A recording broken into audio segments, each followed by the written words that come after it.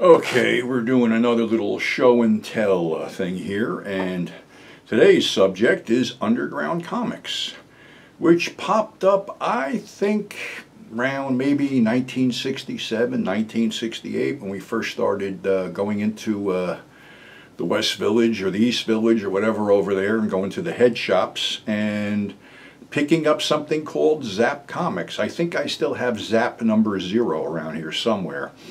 Actually, I was a big comic book guy back in the day. I had all the Marvel stuff, including Amazing Fantasy number 15, the first appearance of Spider-Man.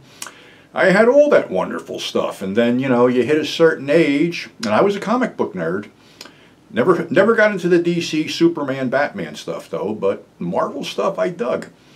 But, you know, you hit a certain age, and all of a sudden, you're into rock concerts, which were relatively cheap back in the day, but still, beer, weed, and in my case, hookers. So the collections got sold off, and you know what happened, you know, sex and drugs and rock and roll. But somehow these guys survived, and just a little quick go through the Freak Brothers by Gilbert Shelton. They had a good run. The weird part is, I don't know what the hell they were doing with that Netflix thing. No, it wasn't Netflix, it was Tubi, where they did an animated Freak Brothers thing, but they set it in present day, and I'm like, why the fuck did you do that? The 70s and 60s would have been a lot more interesting. But hey, what do I know? And then you had Psychotic Adventures, and the cover price on these, you can see, like 75 cents here. Another series was Death Rattle Funnies. Rip-Off Press, Rip-Off Comics, actually, Gilbert Shelton, Wonder Warthog, The Freak Brothers, Fat Freddy's Cat, other things. Here's a solo one, Fat Freddy's Cat, small digest one. More Rip-Off Comics with Wonder Warthog and others. Let's see what else we got under here. Another Freak Brothers. I'm a big fan of the Freak Brothers. There was 3 of us hanging around that actually could have been the Freak Brothers, but they didn't want to hear it. Of course, we pushed the boundaries there with Young Lust. That was another series that was going on here. And, of course, R. Crumb's Mr. Natural, which appeared in the first few issues of Zap Comics. Here's another one that came out in 1976, the Bicentennial. Bicentennial Grossouts. Pretty heavy-duty shit here when you think of it, because they, you know, some of these comics attack social issues and attack them viciously. Here's more Freak Brothers, Idiots Abroad Part 2. Another Young Lust, or was it the first Young Lust? Yeah. What is she saying?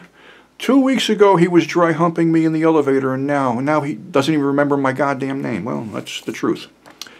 Then there was Dr. Atomic. Another one, another series there.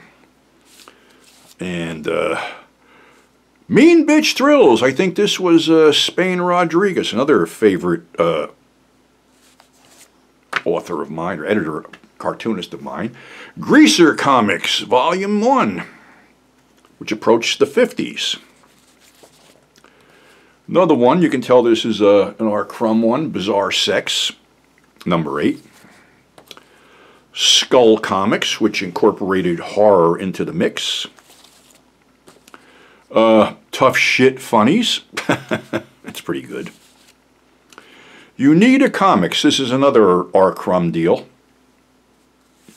Sometimes other authors got involved in here. Teenage Horizons of Shangri-La. More crazy stuff. This is more of an update. This is from the 90s. I guess they basically swiped the whole 70s motif there, and Cherry. There's a bunch of Cherry stuff out there. And you got Pork, another one of my favorite illustrators, S. Clay Wilson. More Greaser Funnies. Forbidden Knowledge Comics, number 2. These, you know, some of these things, like I said, they're actually sometimes informative and approach social issues in a totally vicious way that made you pay attention to them. Another Forbidden Knowledge comic. Who did this one? Robert Williams from 1975. Slow Death. Here we go. You know, Atomic Power special issue, where they didn't hold back on a lot of this stuff. I can't flip these damn things open because I'll probably get thrown off YouTube. Captain Guts Comics. Grimwit. I think this was, this looks like Richard Corbin's art. Bijou Funnies, another one with, who's this? Oh, Pro Junior and Honey Bunch and the Sinister Forces of Mr. Man. This is an R. Crumb deal, I believe. Zap Comics number 5, which had, you know, a lot of the S. Clay Wilson, R. Crumb, Spain Rodriguez, and some others in there. Thrilling Murder Comics. You know, here, like I said, they incorporated some horror, like the old EC motif. Here's the EC motif right here with Skull Comics, with the Leather Nun, the Skull, Gurgie Tate, and Chicken Fez. So yeah, 100% horror. They incorporated the horror thing in there. Here's some more. You can always see the homage to EC Comics, the Brighton Axe Murderer, the Boogeyman, the Wino Pervert, and Chicken Itza. Laugh in the Dark Funnies. Another one that was pretty weird here. And your host, the Boogeyman. Another Young Lust.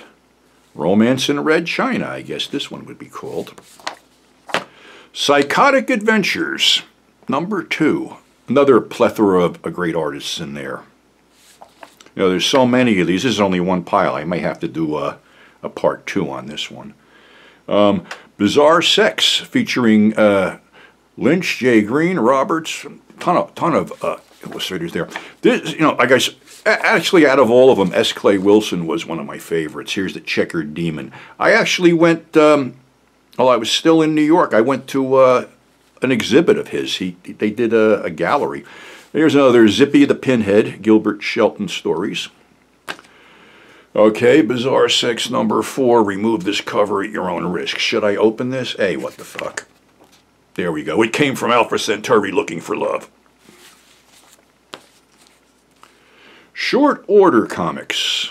Another weird one here. I don't know who did this one. This might have been R. Crumb. Pardon me, miss. Do you serve crabs here?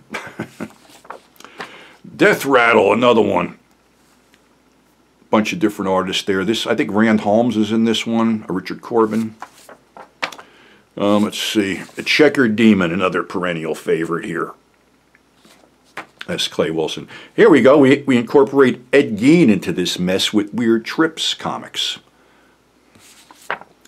Then there's the 40-Year-Old Hippie, another R. Crumb. 200 trips and they've all been bummers, but I'm not giving up. Okay, fine. Another rip-off comics with Wonder Warthog, the Freak Brothers, Cartoon Cavalcade, and Time Twisted Tales, and the 40-Year-Old Hippie. Slow Death Funnies, another one that basically, like I said, these slow death funnies weren't afraid to go after social issues here. Bijou Funnies, obviously an R. Crumb book. Okay, here's one. Zap Comics number 4. This is a rare one. You can see the, maybe do a little bit of the inside here, but yeah, they were different. Slow Death Funnies, the Clubbing of Seals. Okay, yeah. Like I said, they're heavy-handed. Another good one, Tales of Toad and Other Stories, a heavy-handed comic with the Seal of Purity. Zap Comics number 7. This is another one heavily done by Spain Rodriguez. Slow Death number 4. Some of these I got in, you know, secondhand stores, as you can see by the stickers on them. Another S. Clay Wilson extravaganza here. Dope and Dan, which basically covered the Vietnam War and getting in the Army and stuff. Zap Comics number 7, another one full of S. Clay Wilson stuff. Bizarre Sex number 7. Need I say anything? Today's Army with Dope and Dan, another, you know, basically, you know, we were still fighting in Vietnam when these were coming out. Another Zap Comics with the eyeballs popping out of the head here. And the Best of Wonder Warthog.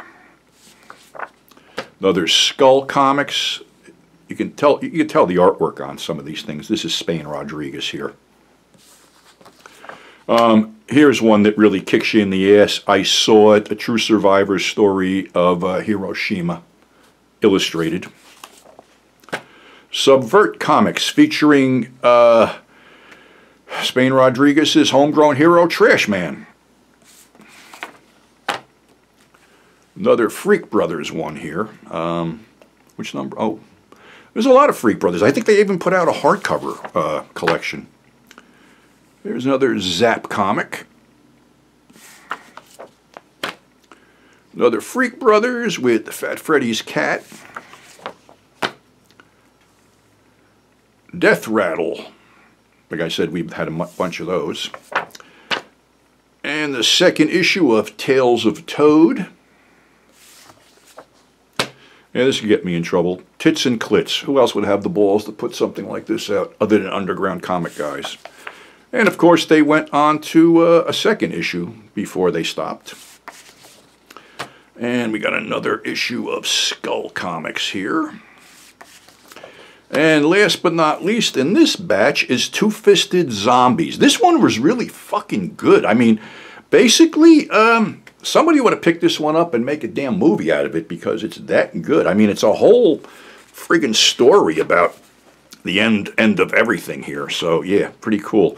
All right, I'm going to go grab another stack because it looks like we got to have to make this a two-parter. So we'll air this tonight and air the rest later. So be back shortly.